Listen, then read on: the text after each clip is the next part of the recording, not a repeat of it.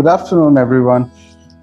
Thank you so much for joining this afternoon for our session today on which is titled "The Science and Art of Corporate Communication." We have a very special guest this afternoon who's going to take the session for us, who is Suman Rangabashyam. I would like to start the session by briefly introducing our speaker to all the audience today. And then I will open the floor for the speaker to take us take us through her presentation, and to learn a lot from this particular session. Very good afternoon, Suman. Thank you Good for being afternoon. here. Thank you so much for being here and taking this session for us. So, Suman Rangabashyam is the managing director of two companies and a managing partner in a digital marketing company. She is a certified facilitator with Capsim Business Simulation, USA, and has over 35 years of experience in management training, staffing, corporate communication, customer services, general management, and marketing. She has handled training sessions in selling skills, soft skills, and product training for ICICI Bank, Axis Bank, Infosys, L&T, Wipro, Alliance Consulting, Amazon, and a lot of IAMs, ISPR, and ISP, and more. Her core competence area is training, classroom, interactive experiential, and simulated models. She is on a mission to help 100,000 people become digital consultants and earn a six-figure salary within 90 days of training under her. What this means to you is that you have multiple streams of businesses on autopilot. Well, very good afternoon, Suman. Thank you so much for joining us. And the stage is now open for your presentation. Thank you so much. Good afternoon, ladies and gentlemen. And I love this opportunity of being able to address so many of you from, this comfort of online sessions that we have built up in the recent past. And I thank each and every one of you for taking your time out and attending this session. It's the middle of the afternoon. You would have had a sumptuous meal. And after that, sitting for a session for 90 minutes is a tall order. But you chose to be here. Thank you so much. For whatever reason, thank you so much. And I do promise you that I will try and make it as interactive and as value add that I can contribute in this 90 minutes. And should you feel that you have a question, I would request if you raise your hand. I have no problem if the flow of the simulation is broken, but it matters a lot to me that you get something and participate in this session that we have coming forward. Let's jump right into it now. There it goes. As Shiva introduced me, I'm Suman Rangabashyam, a financial transformation coach. I'm the founder of Scale Up Income Hub, and I'm on a mission to help 100,000 people fall in love with money. The want more, get more attitude to get financial freedom.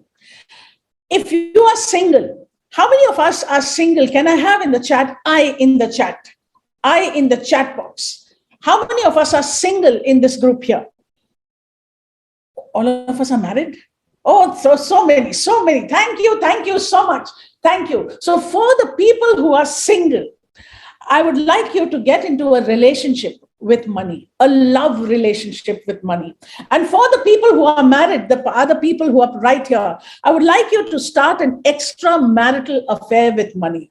Don't get scandalized. It is only with money. And believe me, it is because of whatever we are exposed to in our journey of life, our relationship with money somewhere gets a little soured. And I'll tell you why I say so. Right from the beginning, we are taught, jitna hai, usme hi khush raho. Right from the beginning, you're taught money is not everything. Right from the beginning, you're taught, don't be greedy.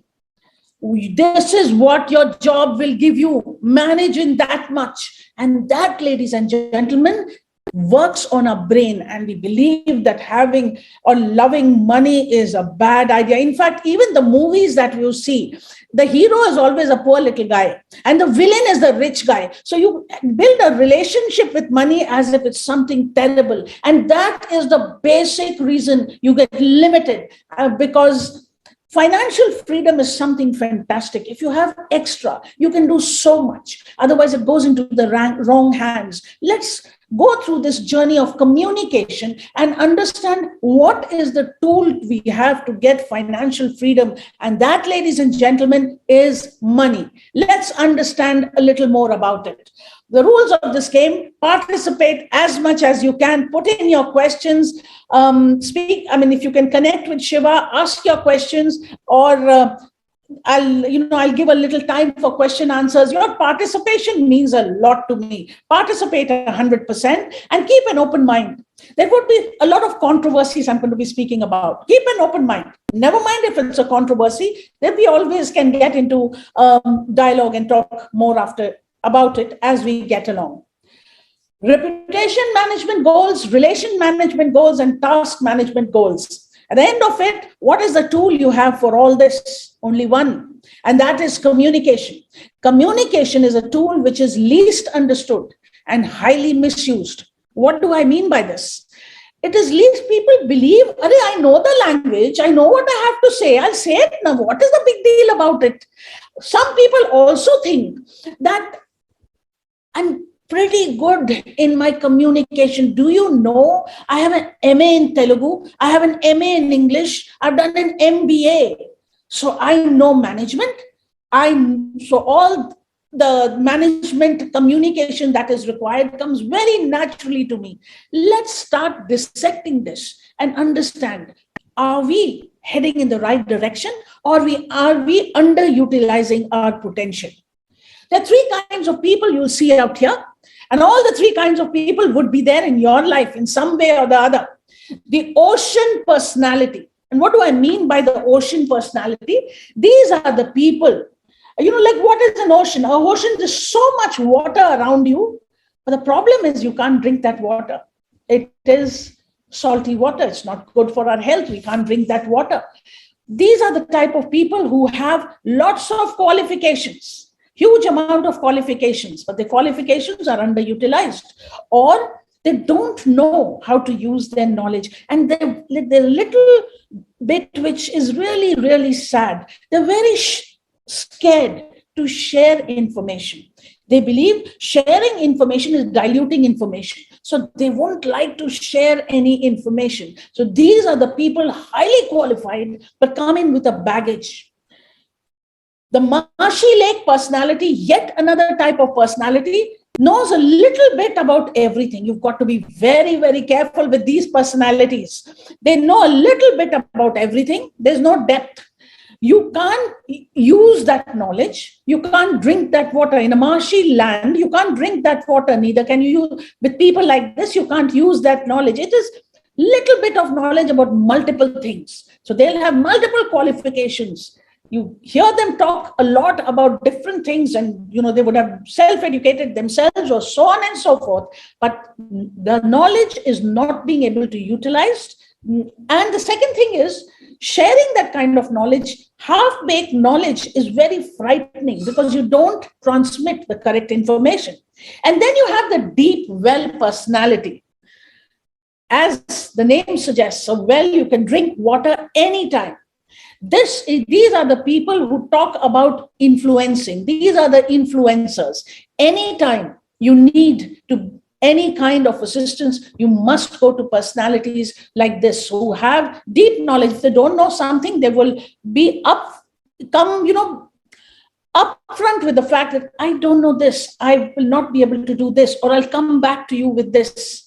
The type of people with a deep well personality are great to be associated with, and they are generally called influencers. My aim in this session is to get you right here, because most of the knowledge would be there with your experience, with your qualifications, I'm sure would be there. How to convert this into this deep well personality? I'm going to go a little deep into this.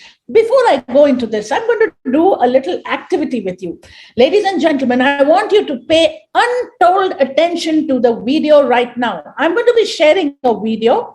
What you need to do, you'll see players on the screen. Some players wearing white and some players wearing black. What you need to do is you need to find out how many times the players wearing white pass the ball. They will be passing the ball from one player to another. You have to count. Therefore, your attention needs to be absolutely spot on. And the moment you get your answer, I would request you to write your answer in the chat box. Shiva, I need your participation. Please, if you could Yes. just speak out the names of the people who are writing, that will be really very, very helpful for me. So let me start with this video. Just one moment. There I go. I hope my video is visible. Yes, yes. So here we go. Count how many times the players wearing white pass the ball.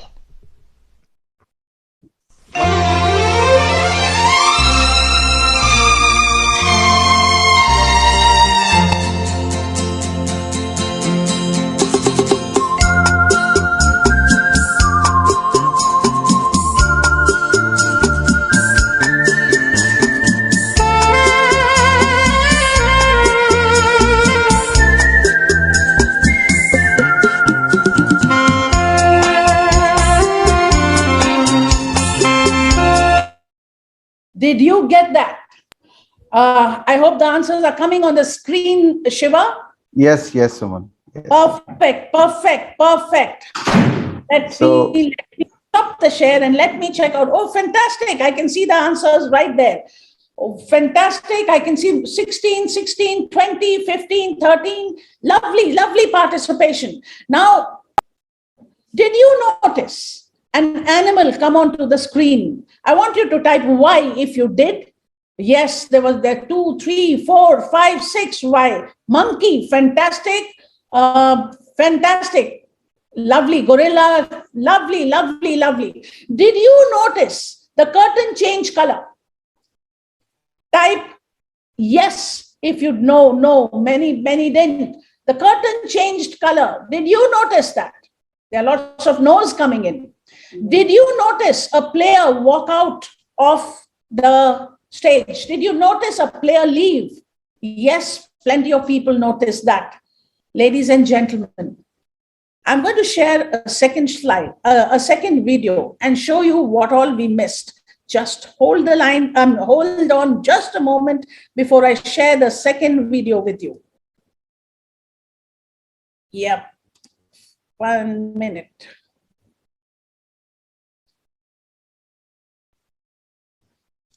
Okay.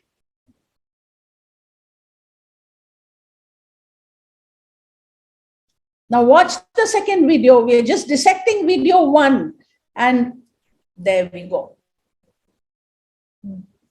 Okay, can the screen be seen, Shiva? Yes, yes, Suman. Perfect, perfect. Now watch this. Just watch this. The correct answer of passes is 16. Did you spot the gorilla? Many of us, I noticed you said yes. Yes, we did spot the gorilla. Now, did you see the curtain change? Let's rewind and watch this again. Watch it very, very carefully now. There comes the gorilla. Watch him beating his chest. Watch him walking out. Watch the curtain in the background change from red to golden. And a player walked out. Let me just show you the player walking out. 1 moment. Yes, there's the gorilla. Watch the color of the curtain change. Now you see 1 person has left, only 2 players in black now. Ladies and gentlemen, the only reason I played this, because did you understand what my communication did to you? It diverted your attention. It made you look at what I asked you to look at. You lost out opportunities which were happening right under your nose. You lost out on even observing that. Look at the deep impact communication has on all of us. And that is what we need to realize, what communication can do. what observation can do. Just one moment. This is the only time I'll have this glitch, and I promise you I won't do this again. This is not going to happen again. It's just that I wanted to show you this video. I didn't want to miss out on that opportunity. So that is why I did this. We've done all this. Okay. This is what is absolutely phenomenal. When we talk of communication, it's just not passing information from one person to another using a medium. That is actually the science definition of communication, the definition of communication. The science of communication talks about all this, the sociology of communication, physiology, left and right brain handling, internal communication, the belief system, the Pygmalion effect, RAS, negative hallucination, unconscious competence, transactional analysis, so far and so forth. And believe me, each one of them is a session that I do. Each one of them contributes in communicating better.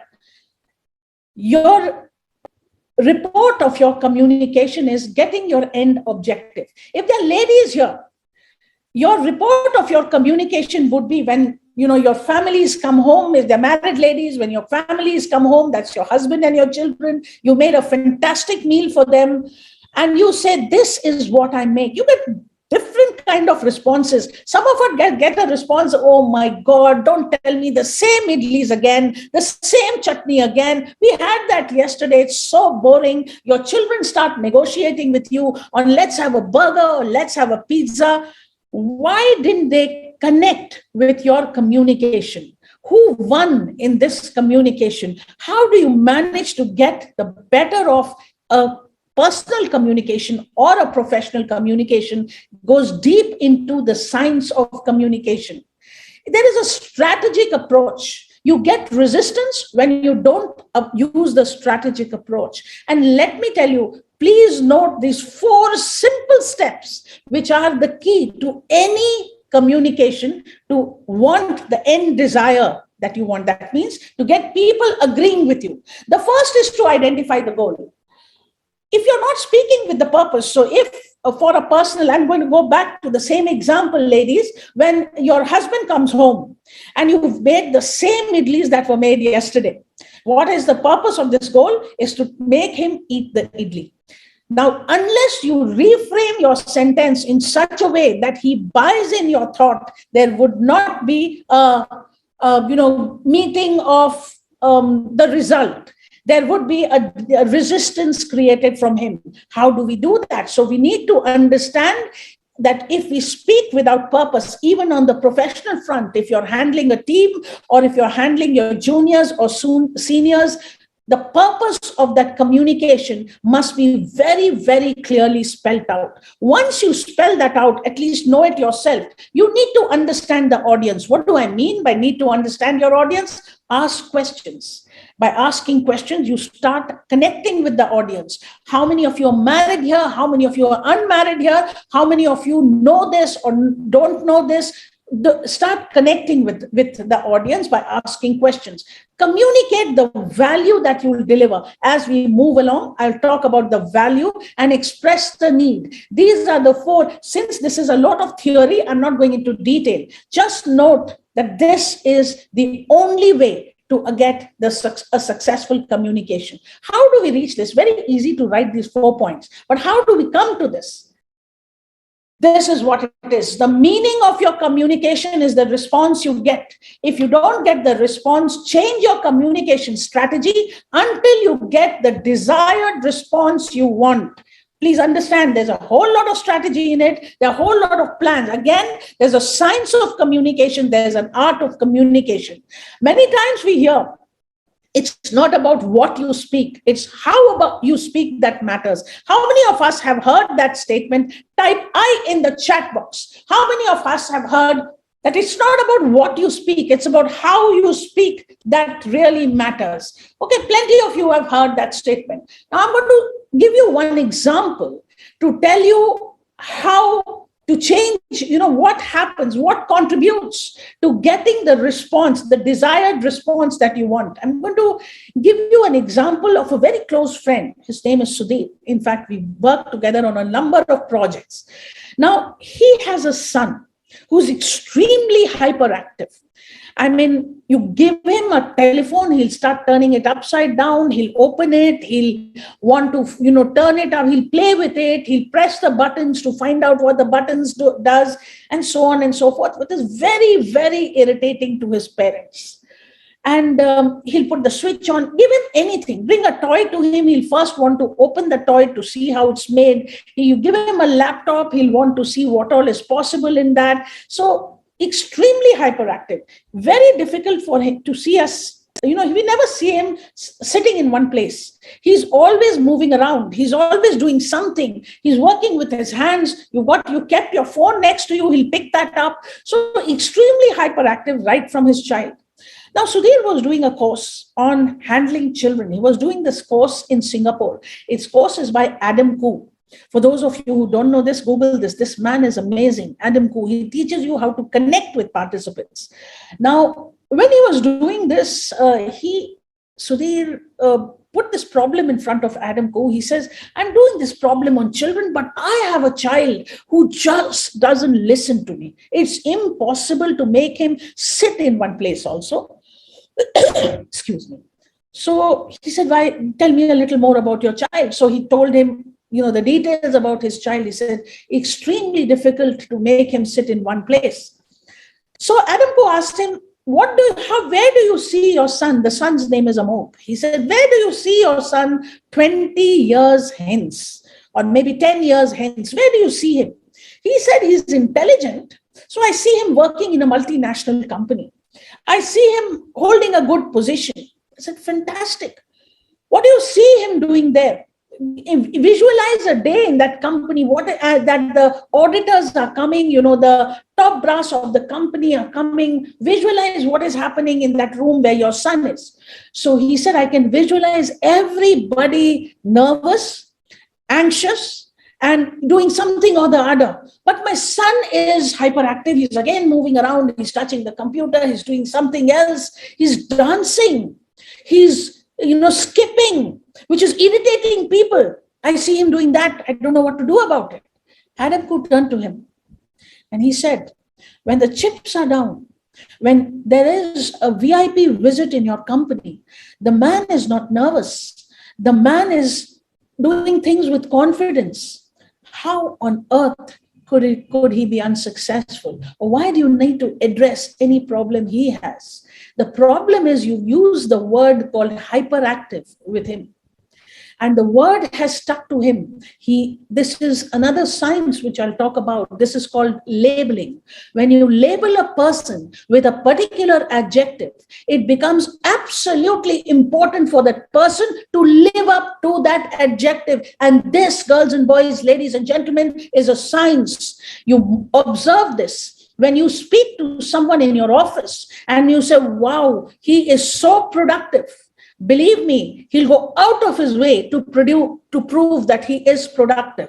If you speak to another person and say, oh my God, this person is always wasting time, the illusion you'll have in your mind is that person is always wasting time. These are the labels, and there is a science to it. I'll talk about it as we move along. Communication. This is a boring slide. I'll cover it immediately. It's all about internal communication and external communication. Words, look at that percentage given, words, tonality, and body language. Words only contribute 7% in our communication. Tonality, 38%, and body language, 55%. If you're making a presentation for your seniors or to present it to your bosses or on a project, what do you spend maximum time on? Tell me if I'm right or wrong. It would be on the content. Type Y in the chat box if I'm right. Yes, absolutely. How much do you practice? Probably a little bit, but that 38% of the success of that presentation depends on that practice, because tonality and body language contributes to the success of any presentation. I'm not saying words are not important. Words are very important. Content is very important. But the success rate of your presentation, only 7% is decided by the content. Yet, what do we do with these words? Now, look at what is written on the center of the slide. A girl is always disruptive. That girl is always disruptive. The tonality of that word always is emphasized. When you use adjectives like this inadvertently in your house or in your place of work, believe me, it matters because the psyche of the person changes. And this is the power of the brain. It imbibes the word that you're using with emphasis. And if it is about you and it is negative kind of demonstration that you're given, even in a playful mood, these words can be very damaging. Now, girls, mothers and fathers, how many times have you used this against your children? You are always playing. You're never concentrating. You're not working hard. The word sticks to the brain of the child, and the kind of damage it does to the child is crazy. A lot of psychology and sociology goes into this, is crazy. This we have done inadvertently because we know we want the best in the child, the best version in the child. Look at the damage this communication is creating. Let me throw a little bit of light on body language. All of us would have gone in, flown sometime or the other. We've been in an aircraft. I'm sure I'm not even going to ask for a response on that. Now, when you're in an aircraft and there is some turbulence in the aircraft, I'm sure you know what turbulence is. When we are going through bad weather and the aircraft is vibrating, what happens? The pilot comes on to the audio system and he says, ladies and gentlemen, we are going through some bad weather. The fasten seatbelts light are on. Please sit back in your seat and relax. After some time, the seatbelt light will be switched on or switched off, and then you can do whatever you like. Enjoy the flight in the meantime, and we will keep you updated about the weather.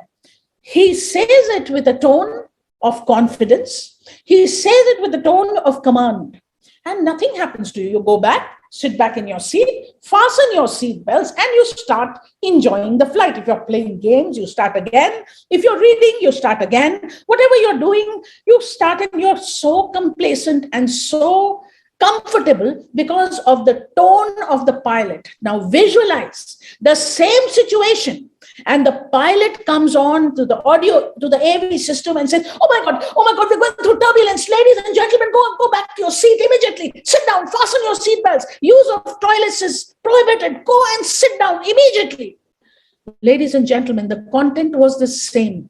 The tone was different. If you watch on your seat, you would have probably dirtied your seat. The impact of the tone can be huge. Now, just imagine the impact of your tone when you are communicating at home or in your place of work. It is huge. How do you bring that complacency in your tonality? What does body have to contribute? Supposing you are tense, you've come to office and you faced a lot of challenges while coming to office. In any case, after the pandemic, it seems like a lot of challenges. Going to office, sitting there, it seems like a tragedy these days for many people. And people say, come on now, improve your tone. You've got to be, your body language should be positive. It's very easy to say, very difficult to comply with.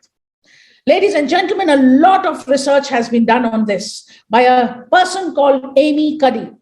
If you don't know about her, you must Google her TED Talks. Amy Cuddy is the name. Harvard University does a lot of research.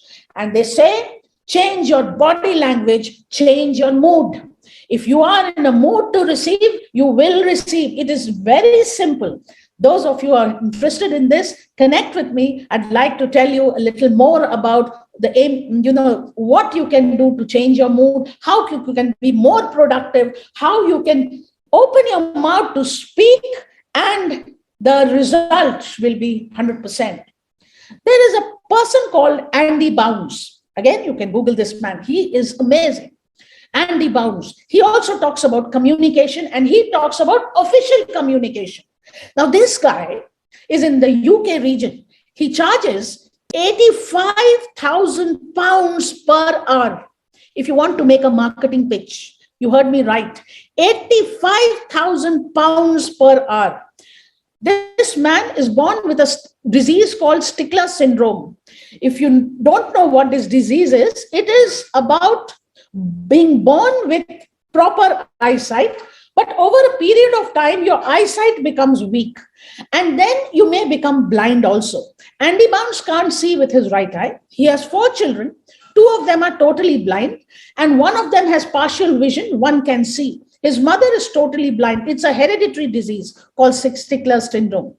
Instead of drowning himself in self-pity, he says the best part about being blind is being brief in communication.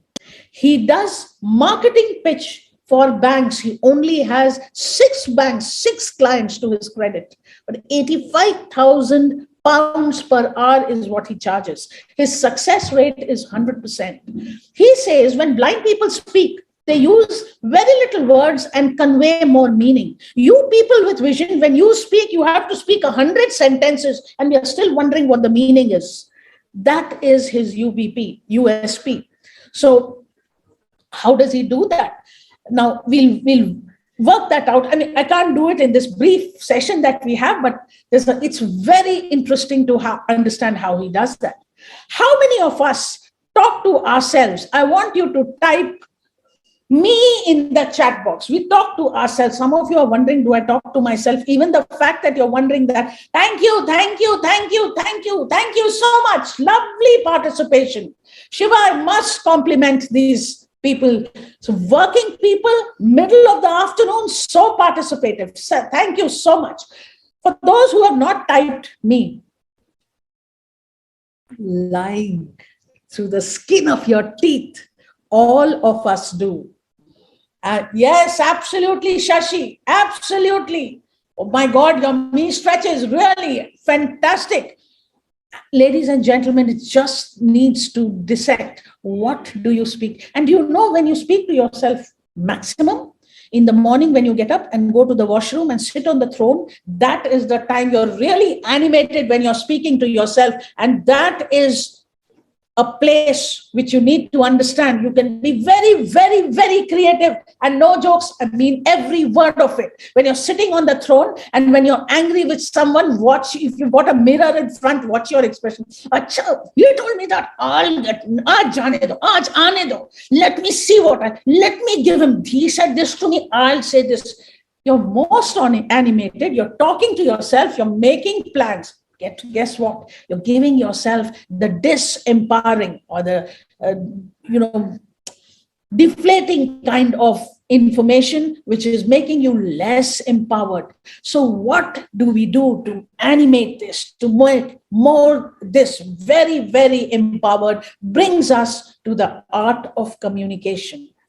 Now, I'm going to ask you a question, and Shiva, can I ask you to pull up a married man or 2 married men on to the, I want their videos also visible. So I want them to, to see them. So Shiva, can I request you? Definitely, Suman. So please, 2 people who are married. So I have no idea who's married, but 2 people who are married. I want them on the, and who are ready. I'm going to be using you for, justifying what I'm going to say now. 2 people. I am married. Oh my God, I love this. Some people are absolutely sure. Some people don't want to write it because they'll have to participate. Some people don't want to write it because it's not a good thought. So there are multiple reasons. However, the action is the same. Any 2 people. Okay, Jennifer James. I want 2 men. Okay, Jennifer, I have 1 man, 1 woman. 1 man must be there. Okay. Sabuj Kumar Jeena, could you keep your video on, Sabuj? It's okay. If you're dressed in a t-shirt also, it's okay. If you're working from home, I do understand. Completely okay. Sabuj, could you put your video on, please? Unmute yourself, please. Sabuj and Jennifer. Hey, hi. Hi, Sabuj. Could you put your video on, please? I want to ask you a question. And okay, thank you, Saboj. Thank you, Jennifer. Your video coming on would be of great help. I'm going to embarrass you a lot, but I'll start with a disclaimer. This is only an activity. I mean no harm. If I'm hurting you, I beg your pardon. But thank you so much for coming on to the, front, center stage and being participative in this. So thanks a lot, Saboj. Saboj, how long have you been married? I have been married since 2017. 2017. Do you have any children? Yes, I have one son. Sorry? I have one son. You have one son. How old is your son? You changed. 4-year-old. 4 years old. Yeah. Does your wife also work? Yes. I'm sure you would have done a little bit of science in your school. Yes. So you did understand what you were putting your wife through when you said, let's have a child. It was the kind of discomfort, the kind of biological changes, the kind of pain that your wife would have to go through during labor pain was tremendous. I'm sure you knew everything about it. Yes. Why did you put your wife through so much of discomfort?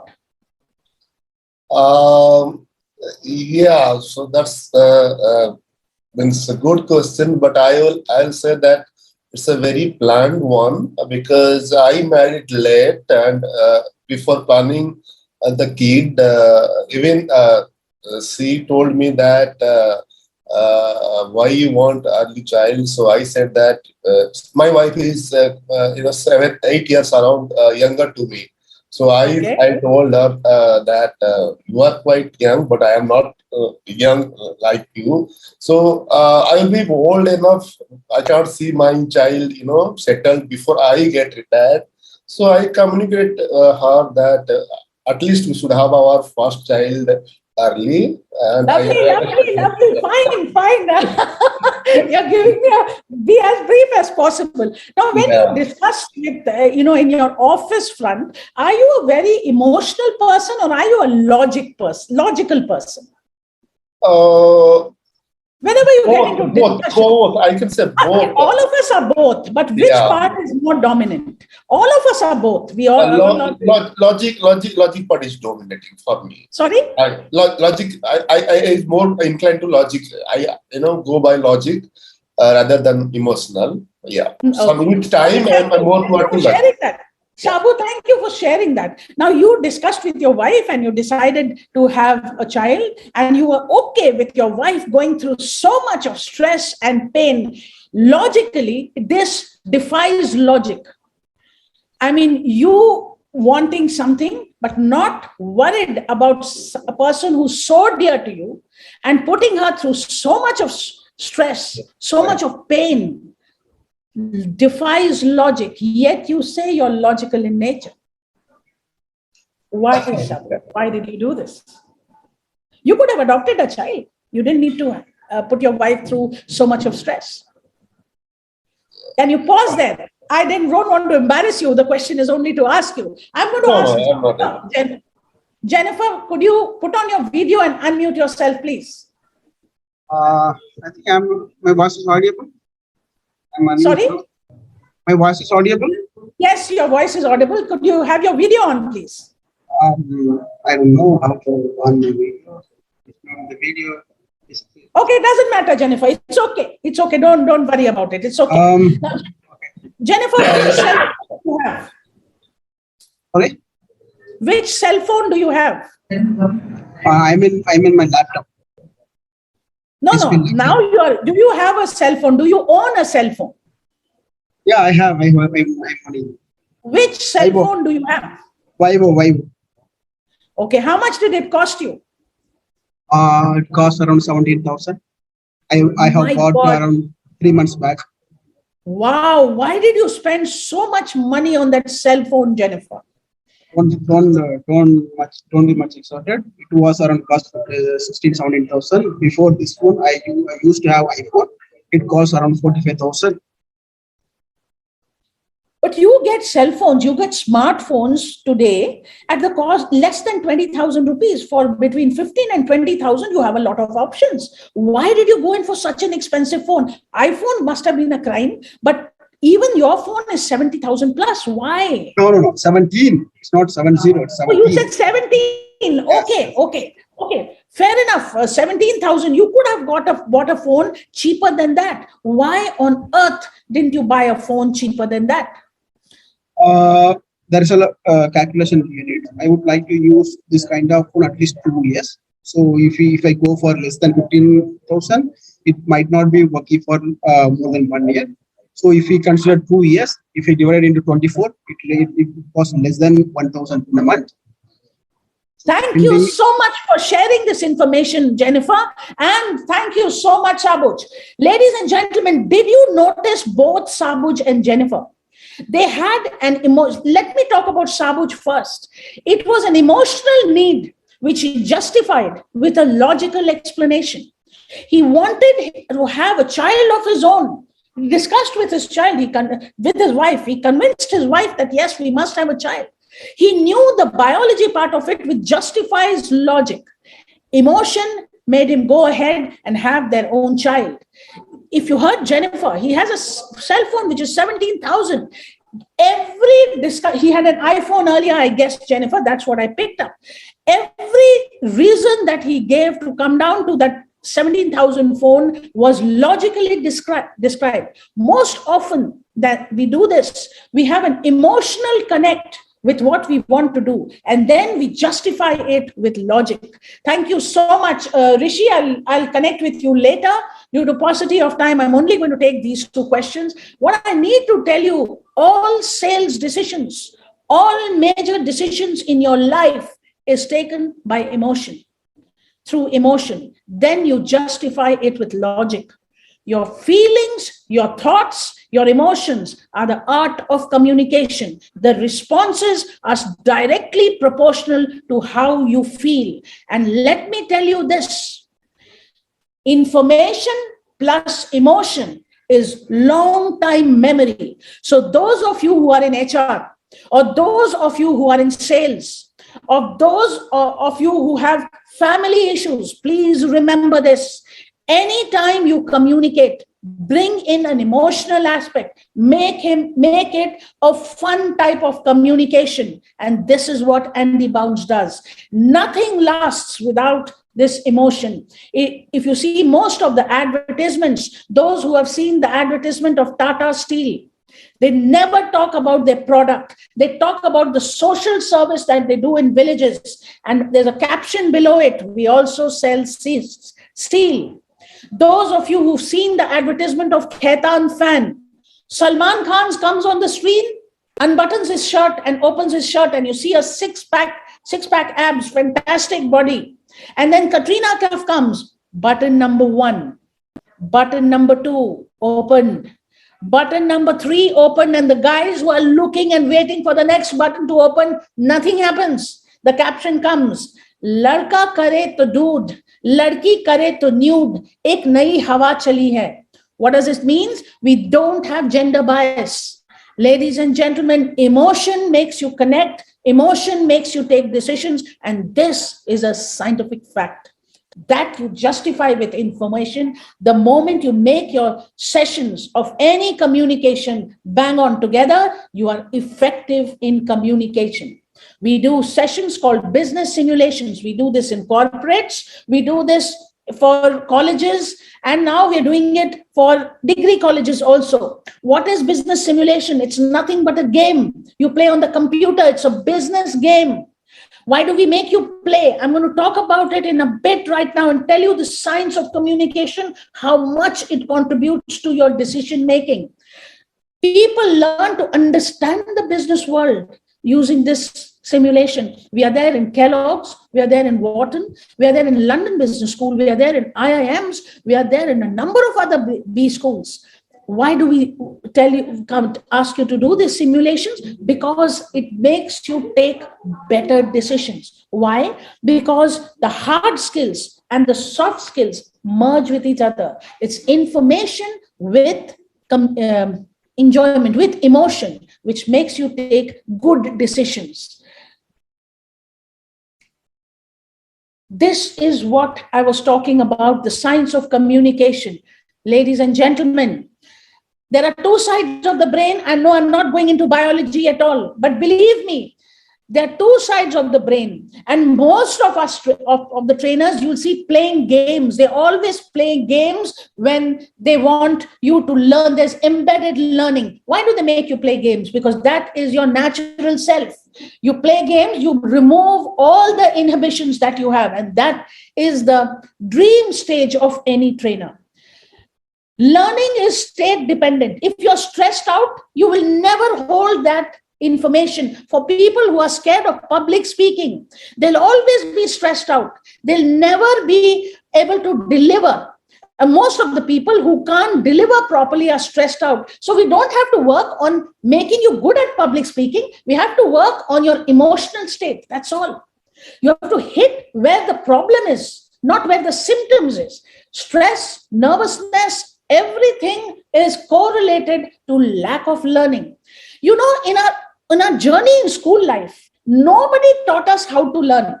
So today, you can sit back, and if your parents tell you that you didn't bring a good report, you can turn back and tell them, nobody taught us how to learn. People taught us what to learn, but nobody taught us how to learn. The reason is two sides of your brain handle things differently.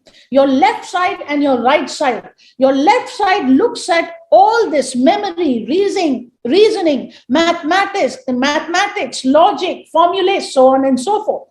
Your right side looks at singing, dancing, research, discoveries, and all that. If you learn to correlate these two together, you make a fantastic communicator. Play leads to neurogenesis. What is neurogenesis? Is the creation of new brain cells. The more you play, the more brain cells you create. So if people tell you you don't go out, you're sitting, those people who say, oh God, I have so much work, there is no time to go out. You're making yourself a dull person because neurogenesis doesn't take place. And then neuroplasticity. What is neuroplasticity? Is getting brain connections. All this happens with play and working on the right and left side of your brain. Look at the amount of science which goes on to communication. And do you know the right side of your brain doesn't understand language? It only understands emotion. So if you speak with emotion, your communication becomes bang on the target.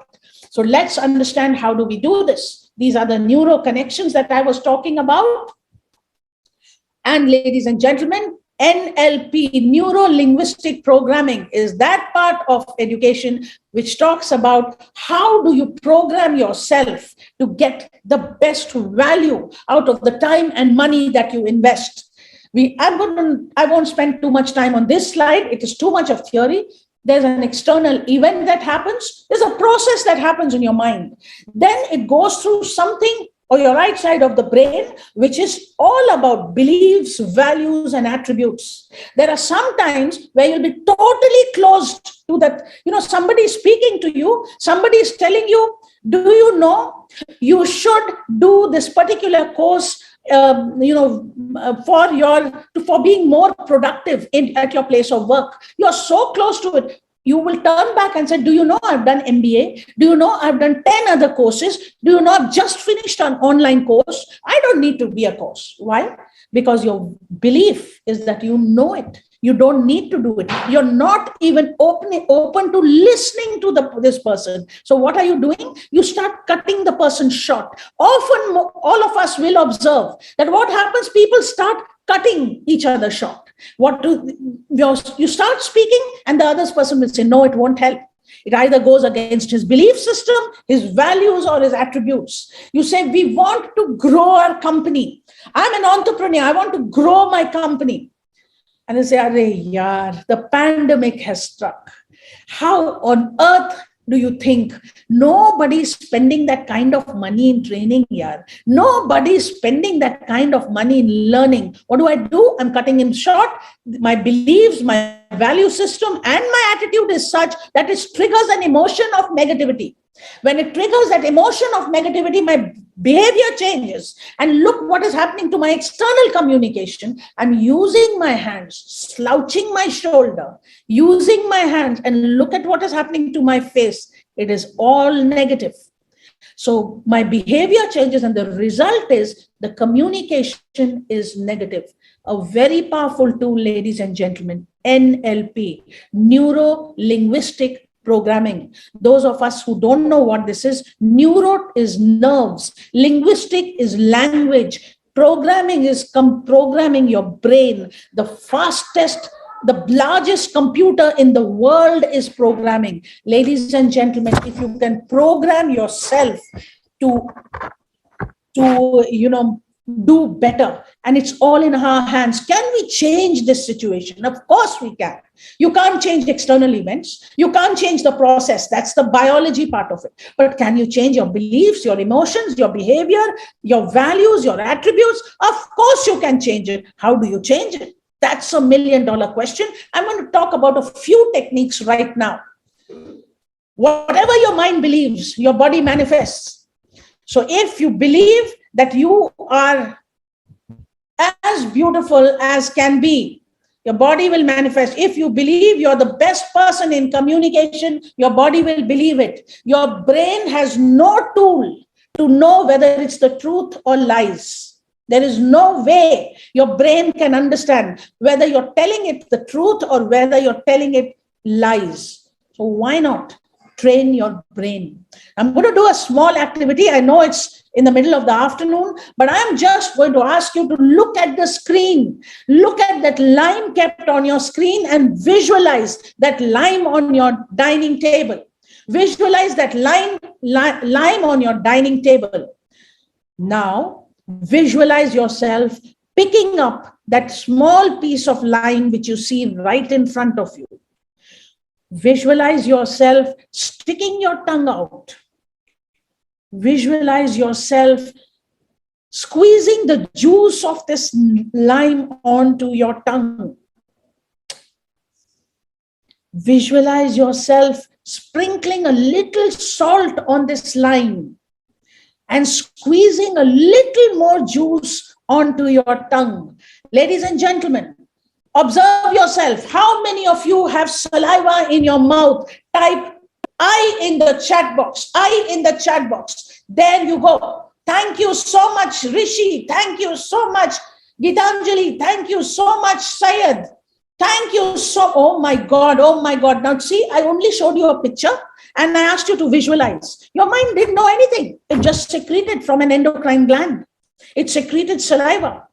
Do you know what? Your mother makes food. She does garnishing. She makes food look very appetizing. Just the looks makes you react. Digestion starts just by looking. Your saliva comes into your mouth. Sometimes the smell of some sweet dish, elaichi smell or some vanilla essence smell comes in. That again secretes, makes your endocrine gland secretes a couple of juice. Look what you did just by imagining, just for a few minutes. Use this tool, friends. Use this tool to imagine that you are a perfect speaker. You're a perfect orator. You're excellent in communication. Tell lies to your mind. Amy Cuddy, the Harvard researcher, says, if you fake it till you make it, tell lies to your brain. I am amazing in speaking. You lose that fear, not completely, partially at least. It becomes so easy once you become the master of your mind. Typically, the mind becomes your master. And that internal communication, that chit-chat that you have, keeps communicating to you and saying, don't be silly. You know you can't do it. Face reality. Why are you doing this? Leave it.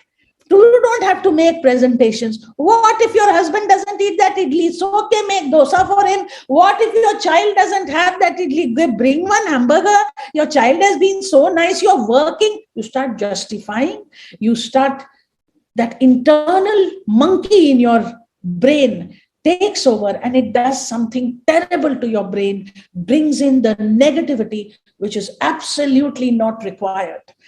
Beliefs is something that contributes a hell of a lot. And you tell your brain to believe, it is absolutely ready to believe whatever you want it to believe. Now, I'm going to tell you one story about a person called Nick Vujicic. Nick Vujicic, and you can Google him. He's on YouTube. Watch his YouTubes. Amazing. A man without hands and legs, born without hands and legs. Do you know when he was born, his mother, when he was born and shown to his father vomited on him. He looked like a spider. He looked horrible. Father couldn't believe that he had produced such an ugly baby. He vomited on him. When the mother saw him, she went into depression and she cried for 3 to 4 days continuously. This boy was Nick Vujicic, born without hands and legs. He had 2 other siblings, who were normal. Nick Vujicic started growing up in the house where everybody looked at him with sympathy. He started being a very depressed child. Now, this is communication, ladies and gentlemen. We emit this communication even when you are not talking. Just our eyes is communication. Our body language is communication. This is what happened to Nick Vujicic. Now, when he was growing up, his mother started loving him. And every time she would see him, she would hug him, she would pet him, because he had lovely face. He had a very, very handsome face. It's just that he had no hands and no legs. But Nick had slipped into depression. And for a growing up child, he was really depressed because he couldn't even wear his pant himself. He had to call his brother to help him wear his pant. And his brother and sister laughed when they saw him naked. Imagine the insult that the child had to bear. He couldn't pull up his pant, and when you see someone laughing at you when you're so handicapped, imagine the kind of, what are you communicating to that child? And ladies and gentlemen, we communicate this to other elders in our life. We look at them without saying anything. Our body language communicates a lot to them. Nick became so depressed that he wanted to commit suicide. But even to commit suicide, you need hands. How do you put that poison in your mouth? How do you stab yourself? How would you go and jump? You need hands and legs. He didn't have hands and legs. So one day, he was crying in his bed when his mother came to tuck him in. And he told his mother, "Mommy, can you help me commit suicide?" Can you believe it? He told his mom, "Can you help me commit suicide?" His mother thought for a while. Then she looked at him with admiration in her eyes. She said, "I see you as such a handsome boy. But if you want to commit suicide, I'll help you commit suicide. The only thing, I want you to listen to me for 3-4 minutes. If you disagree with me and still want to commit suicide, I'll help you commit suicide." So Nick said, "I'll listen to you." She said, "You don't have hands and legs, but your focus is only on your hands and legs. I see your face is such a handsome face. I see you're a brilliant child. You think so well. I see your recall factor. The left and the right side of the brain works so well. The recall factor is very, very sharp. You are so intelligent. You can do so much even without your hands and legs, but your focus is on the wrong area." Ladies and gentlemen, how many times do we focus on the wrong area, whatever we don't have? We focus on just that aspect, and then we get ourselves into depression. What Nick's mother told him, "I want you to focus on all the attributes that you have. Think for a day. I'll come here tomorrow.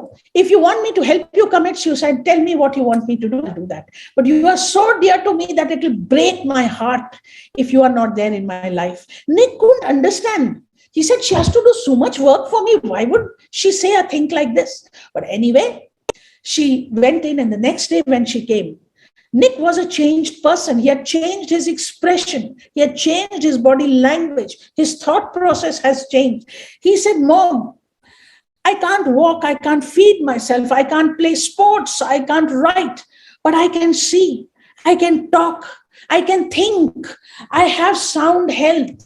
So what can I do with that? So the mother and son sat together, and she said, tell me, what goal do you want to have? He said, I want 5 goals. The mother and son sat. He said, before I'm 30 years old, I want to be financially independent.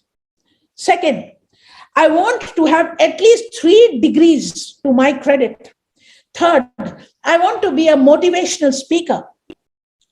I want to write books. And I want to raise $1 million in charity. Ladies and gentlemen, it was that day. It's today. Nick is a married man. He has 3 children of his own. He's a motivational speaker. He's one of the millionaires of our planet. And he has not written one, he's written multiple books. This is Nick Vujicic for you. His internal communication needed to be changed, and he worked on what he could do and achieve. This gift is there in all of us.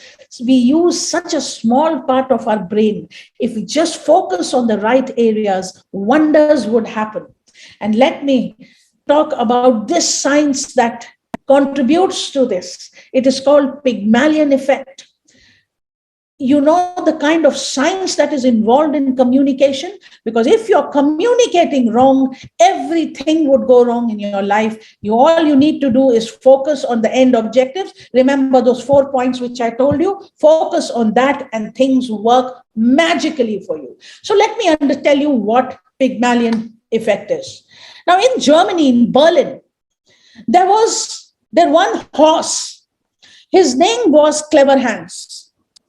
Now, word spread in Berlin, in Germany, that this horse can talk. So you go and ask this horse, most of us believe that in horoscope, we believe there's something after death. We believe in the supernatural. Many of us do. I won't say most of us, I'll say many of us do. So the word in Berlin that, they said, if you want to find out any question answered, go to this horse and this horse will talk to you. So people thought this is fiction. It can't be. How can an animal talk to a person? So they went, and this is actually, it's called the Clever Hans effect, girls and boys. Nothing that I'm telling you is fiction. Everything I'm telling you is absolutely hardcore truth. Now, they went to Clever Hans and they said, they saw the horse. The horse was with the trainer. It looked like a normal horse, but a lot of crowd had got in. They wanted to see who's this horse who can communicate. Lot of psychologists have come there. They wanted to study this horse and find out what is the psychology. How does the horse answer people? Now the psychologists stood in a distance, and some of them went and they gave a horse a maths problem. Obviously, the horse didn't speak. It didn't defy biology, but with the hitting of its hooves to the ground, it gave the last answer. So if you asked him, Clever Hans, what is 2 plus 2? With his hooves, he would hit on the ground 4 times to say it's 4. So the psychologist started saying, oh, you're giving him easy questions, only maths questions he can answer. No way can he answer any other questions. So they said, no, try other questions. So one person said, will I live till I'm 60? If the answer is yes, hit your hoof once. If the answer is no, hit your hoof twice. So the horse hit his hoofs twice. So wow, he's giving answers to the yes and no questions also. So many people came and they asked questions, and Clever Hans gave answers to everybody. The psychologists were watching from the corner and they said, there is something wrong. They are doing some tricks. They are playing tricks on the public, on the masses. So they said, everybody go out of the room. Only the psychologists will be in the room, and we will talk to Clever Hans and we will find out the truth about this. So they talked to Clever Hans and they asked questions again. Again, Clever Hans gave the right answer. And then the psychologists put their heads together and found out the science of this giving the right answer. Girls and boys, ladies and gentlemen, it happens with all of us. It is called the clever hands effect. Every time, or tell me one thing, I want this answer in the chat box. Has it ever happened to you that you heard about the reputation of any one person that, he's not a nice person? Before you even interact with the person, you feel that the moment he walks into the room, you get the negative vibes. You don't want to speak to the person. Has this ever happened with anybody? Has this ever happened with anybody? Yes, you get those negative vibes. Sometimes you see a person and you get, oh God, he's not a nice person. I don't want to speak to this person. Sometimes you speak to you with your spouse, those who are married for plenty of years, you get that person, oh my God, if I tell my husband this, the answer will be no. Does that happen, ladies? Does that happen? The answer will be no. You get that negative feeling. Or many times, yes, thank you so much. It happens with most of us. This is called the clever hands effect. Ladies and gentlemen, all of us give out communication from our body. It is micro expressions that come out from our body. These micro expressions are called endorphins. And this is what was happening whenever the question was being asked to the horse. The horse was looking at that person. If I say 2 + 2, and I say 1, 2, 3, when I say 4, my body language, there would either be a flutter of my eyelid or some kind of body language which would give the answer to the horse. It is a deep study that was done by psychologists, and they said, most of the time, we emit these micro expressions and we give these endorphins, which is the reason this thing was born called the Pygmalion effect. The Pygmalion effect is a lovely book. It is by Robert Rosenthal. It is also called the Rosenthal effect, where when you start expecting or you start seeing something in another person, that person lives up to your expectation. So if you look at a person and you believe he's incompetent, he will always be incompetent. This is the cycle, what you see on your screens, the Pygmalion effect. It is our belief about ourselves, which interacts with our actions towards others, which then goes on to their beliefs about us and their actions toward us. So the first part is influence. The second part is impact. The third part is cause. And the fourth part is reinforce. Such a powerful tool. Just imagine all of us have it. If we practice it, or if we refine this in us, can you imagine from where to where? You're working in fantastic companies, or you run a company of your own, or wherever, you're doing fantastically, but that is not your potential. There's a lot more you can do. Can you work on your influence? Of course. Our beliefs and our system, can we work on it ourselves? Yes, of course. How do we do this? There's a science and an art. Obviously, we go into it and we focus into it. Can you help one child improve his belief in himself? There is a 13-year-old girl who's my youngest student. Her name is Vedahi. She is 13 years old. She's in class 8. I've interviewed her and I put her interview on YouTube. She earns money through social media, about 25,000 per month. It's a small amount. She's in class 8. She's extremely good in her studies. She's very good in public speaking. She's written 2 books which are on Amazon. Girls and boys, ladies and girls, she never says, I don't have time. She has time. It's just that she's perfected the art in the Pygmalion effect. She started believing she can. If you believe you can change, if you want to change the world, the first thing you do is to believe you can change it. I don't know how many of you have read the book called The Secret.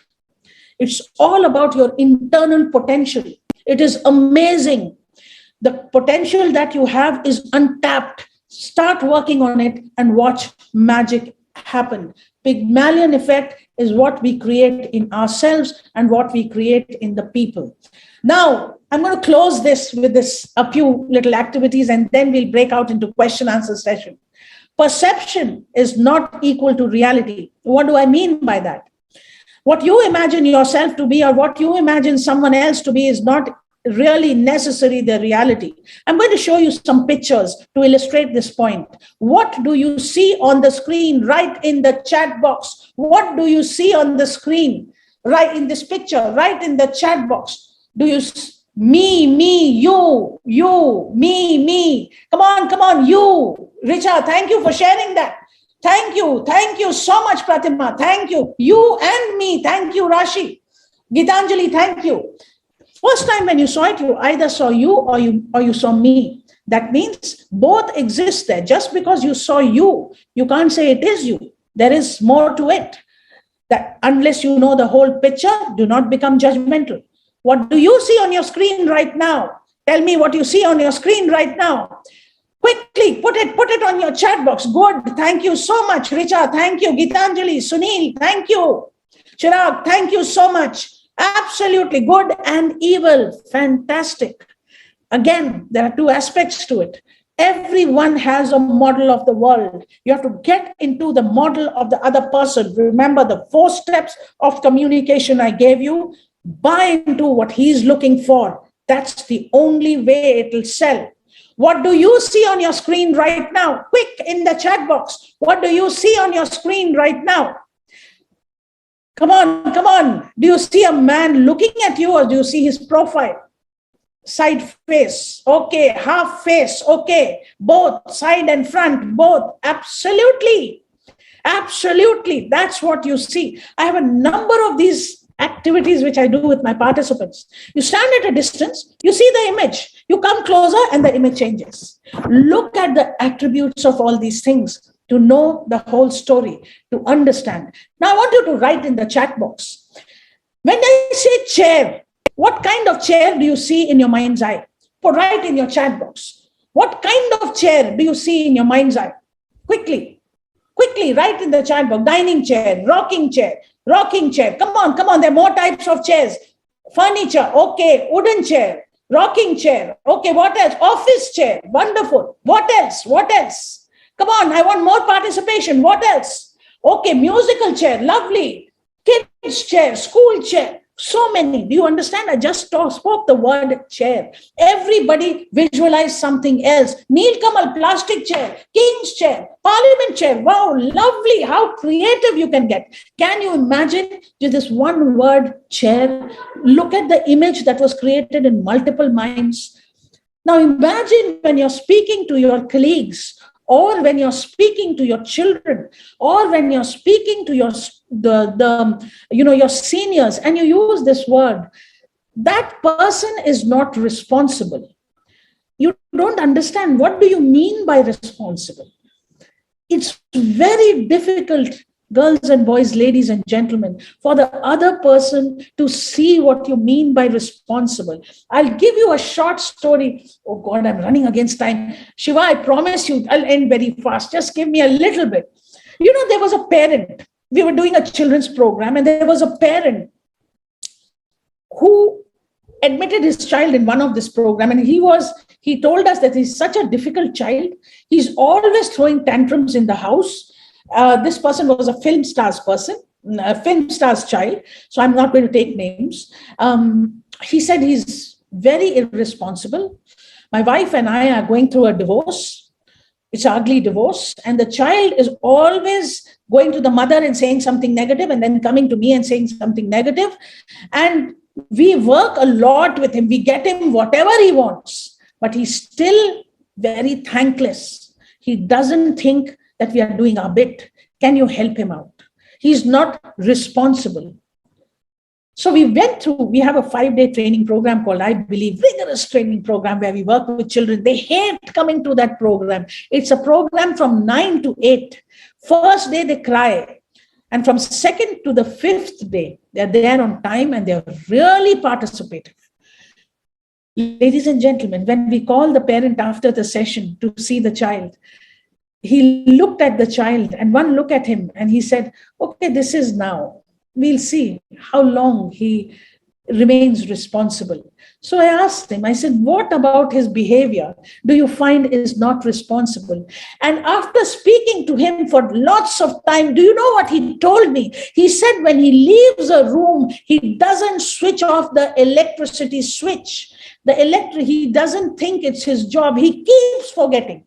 My wife and I keep reminding her, but he keeps forgetting. Girls and boys, ladies and gentlemen, do you think that child ever understood the meaning of responsibility? When we say work hard, if a child is working anyway, 5 hours in school and 2 hours in tuitions and homework, 7 hours at work, what does work hard mean to a child? He doesn't know. Does it mean if I work 8 and 9 hours, it will be work hard? Or does it mean if I work smart, if I concentrate more, if I learn the art of learning, is that work hard? If you're not specific, it doesn't reach home. Love is another such word. And I'm talking about this 5 languages of love written by Gary Chapman, where he says, the problem with couples is one person's expression of love is not understood by the spouse. And that is what creates havoc in a family, disagreements in a family. What do you mean by that? The wife is waiting the whole day for the husband to come. Those wives, I'm speaking of some couples, those wives where the husband has gone to work, she's waiting the whole day for the husband to come and say, let's go out. Like, you worked the whole day, you've cooked, you've done so much, you've looked after the children, let's go out now. And the husband comes home tired. And he says, going out now, come on, I want to have dinner and sleep. Now, one is looking at, the expression. He says, I'm working for you. I'm not working for anybody else. It's the family. Expressions vary. There is a physical aspect of love where just touching your spouse, and I'm not going any deeper into that, just touching your spouse and saying, how was your day? That language of love goes a long way, ladies and gentlemen. Words of affection and affirmation. When was the last time you said, I love you to your spouse? You said it after 10 years of married life. Who says that? Girls and boys, just say it once and watch. Say it with the body language and the emotion contribute to that speech, to that sentence. Only then you watch magic happen. Sometimes gifts is a contribution, is a language of love. Spending quality time is a language of love. There's a whole session we do on this where we talk of the 5 languages of love. Unless received by in the same language by the spouse, doesn't work at all. See and understand the other person's model of love and you'll see magic happen. I'm going to end this session by this fantastic thing that I've learned from my guru. The monkey mind and the donkey heart work day in and day out for you. You're totally burdening your heart with the type of work you do. You're constantly working, never giving yourself the me time. Look at the amount of stress your heart has to go through. Anxiety, stress are subjects which we deal with today. Psychologists have a whole lot of problem today because the number of people who are coming in with stress-related issues is phenomenal. That heart has to pump blood more than what it ever did. And the quality of oxygen it's getting is very bad because you don't know how to breathe. And I'll tell you that in a bit. You don't know how to breathe. You're not indulging in exercise. And that is what is creating that donkey heart to struggle in your mind. And the monkey brain is always up to something or the other. It's always either living in the future or living in the past or living in a hallucinated world, in a fantasy world. Either you're talking about the past and you're saying, you're irritated or upset with something, so your mood again changes, or you're living in the future. What will happen? The pandemic struck. Should I get a new job? The money is reduced. We need more money. We need more insurance. All this living in the future, or you're living in the fantasy world. Things will change. It will improve. Let's go to guru. Let's go to temple. You're living in the fantasy world. The monkey is always that inner voice, that little voice inside, that internal communication is always there. So what should you do? How should we get out of this? How many of you would love to take action if I tell you a little secret? How many of you would like to take action? Come on, I want to hear that. How many of you, I want to see that in the chat box. How many of you, I'll tell you something very doable and very manageable. Would you like to take action? Better quality of life, better communication, better results, make more money. I'm focusing today only on communication, but I have a stupendous tool where you can make more money. That's what will happen to you. Ladies and gentlemen, this is what you have. And I'm talking of this book, The Miracle Morning. They have an acronym called SAVERS, which talks, S stands for silence, A stands for affirmation, V stands for visualization, E stands for exercise, R stands for reading, and S stands for scribe. I'm not going to go to detail of all of this, but I must tell you, if you practice this even 2 minutes a day, it means 12 minutes for yourself, and do it before 8 o'clock in the morning. Be silent, meditate, think inwards, talk about affirmations, positive affirmations. Visualize what you're going to do through the day with a positive affirmation. Exercise a little bit, even 2 to 5 minutes is fine. Move that body of yours and read a little bit. Leaders are readers. Please remember that. Scribe, write down, have goals. If you do all these things, even 2 minutes each, or 5 minutes each, or 10 minutes each, it is almost 1 hour of time that you give to yourself. That would be unwinding. And the last bit, of course, shut down your mind at night before you go to sleep. This is a neuroscience. The prefrontal cortex is the action center of the brain. It needs maximum oxygen. Do a bumblebee breathing in the morning or at night. I'm going to tell you 2 or 3 techniques before I give you a link in the chat box. Ladies and gentlemen, this one is called, just a minute. Yeah. So I have put a link in the chat box. After I tell you the secret of the breathing secret, I want you to click on that link and give me your details. I only want, it's a 3 or 4 questions. I only want to connect with you should you feel that there is anything you would like to do further on. So it is optional, you don't have to, but I would love to have information regarding this. Now, prefrontal, I was talking about this bumblebee breathing. What is it? All you need to do is close your eyes, inhale, keep the breath inside for some time, and exhale. If you can do this, when you exhale, make a humming sound. That is why it's called bumblebee breathing. Make a humming sound when you exhale. Keep the air in for as long as you can. Now, don't start off initially that you're holding your breath in, but start off with a 1, 2, 4 breathing. With the count of 1, inhale.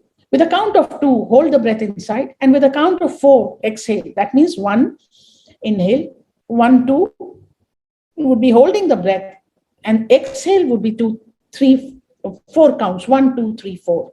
Start off with that and watch what happens. The other thing you can do is focus on your breathing, especially at night. Even when you shut down your computer, it says, have you saved your files? Ladies and gentlemen, shut down yourself. When you're doing this, you're holding that monkey and the donkey in place. You're taking over your heart and your brain. Do this and you will see. No link received in the chat box. Isn't there a link?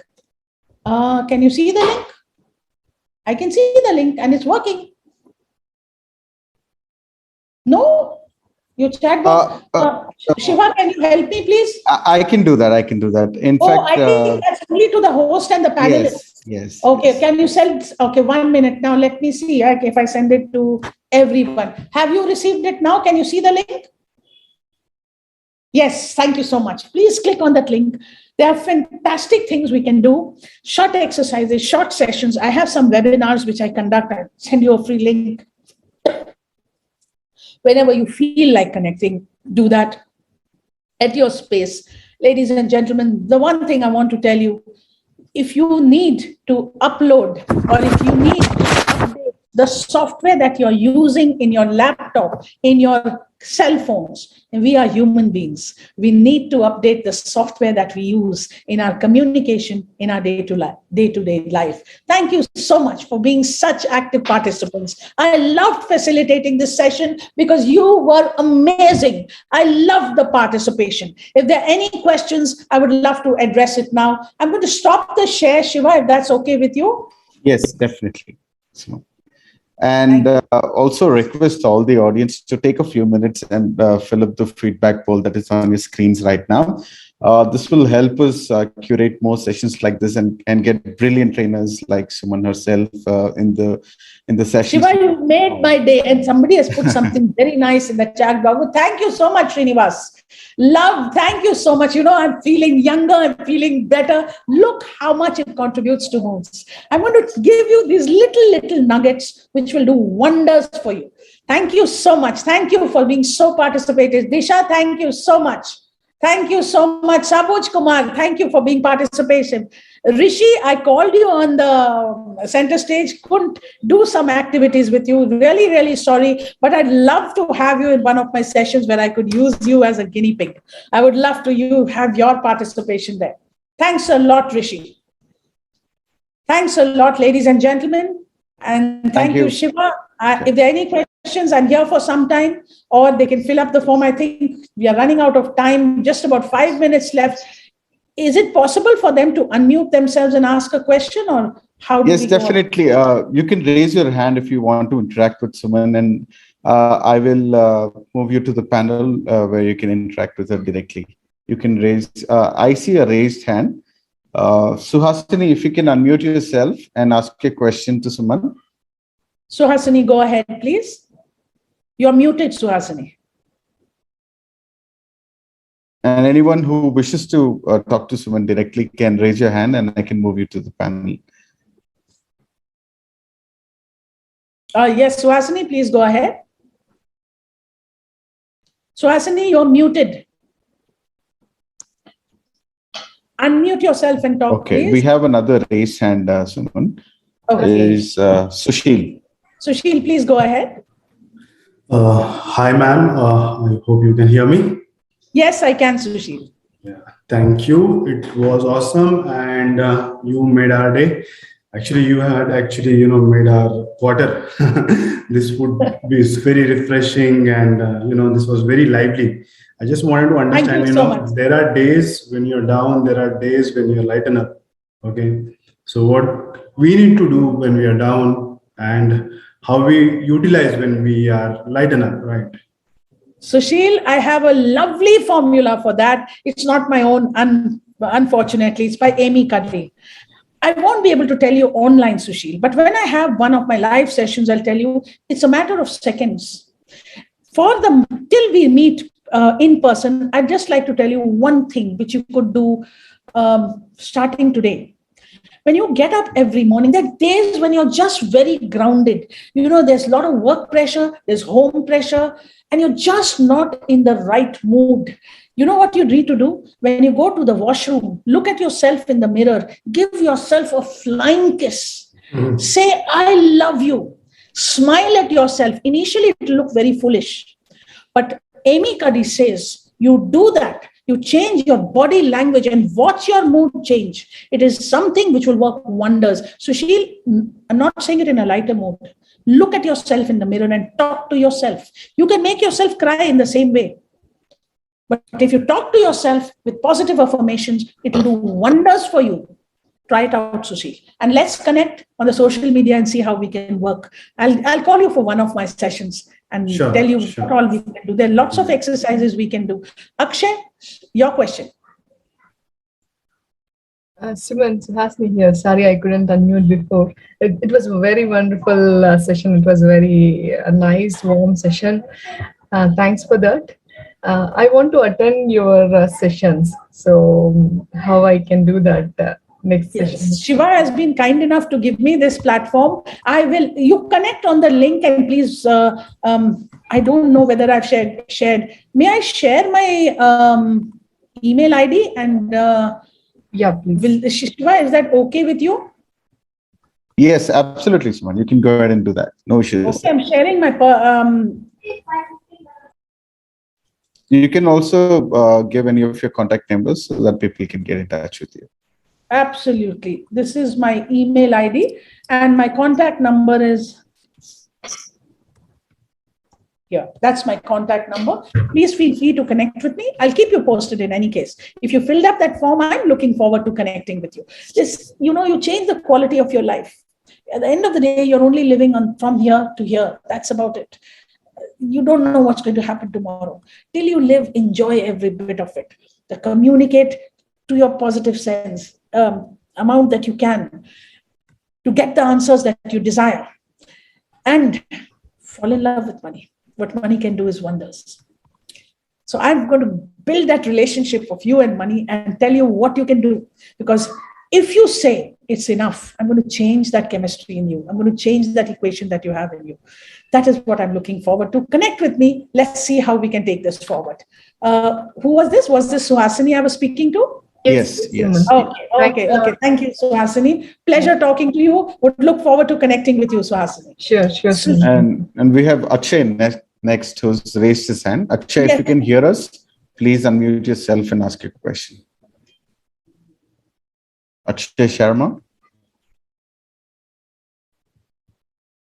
I think he is muted. Yeah. I do believe we are running out of time. However, I am here. In case you have to log out, please feel free. Connect with me, fill up that form, and let's create some magic in Hyderabad. Thank you so much, ladies and gentlemen. Thank you so much, Shiva, for giving me this platform. Loved doing this session, and you were there throughout, so your help always mattered a lot. Thank you so much, Shiva. My pleasure. Thank you, Shiva. Lovely having you this afternoon. Doing more sessions with you. Definitely. It was lovely having you this afternoon and you taking the session for all our clients and the employees. Thank you so much. And thank you so much, guys, for joining in this afternoon. I hope you all had a lot to take away from this session. I personally had a lot to take away. I'm going to connect with someone personally for a lot of other things that I am struggling with. And I hope you will also too. And get yourselves on a path to amazing lifestyle. Thank you. Thank you, Aparna. Thank you, Akshay. Thank you. Love that. Preeti, thank you so much. Thanks a million. Thank you, Shiva. I'm logging out. Thank you so much. Thank you.